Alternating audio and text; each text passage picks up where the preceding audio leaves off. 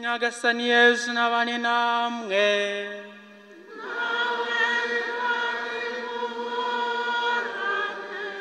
Amagambo yo mu Ivanjiri ntagatifu uko yanditswe na Luka.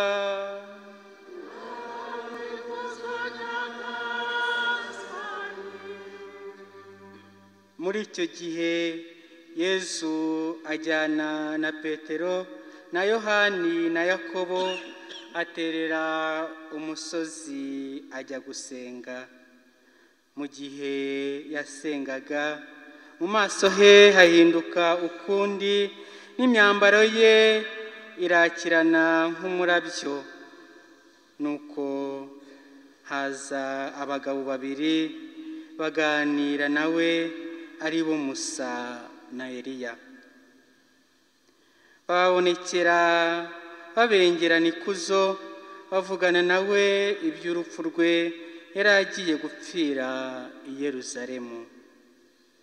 Icyo gihe Petero na bagenzi be bari batwawe n'ibitotsi ngo bakanguke, babona ikuzo rya Yesu na ba bagabo babiri bari kumwe.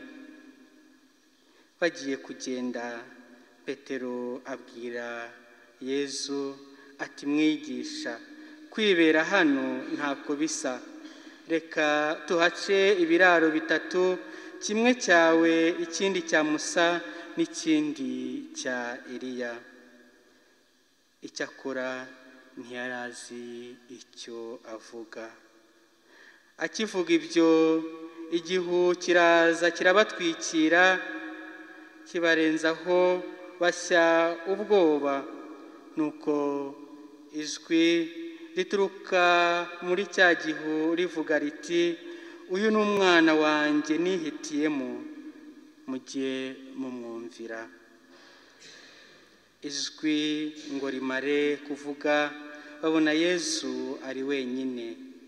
Nuko muri iyo minsi baryumaho, ntibagira uwo babwira ibyo bari babonye.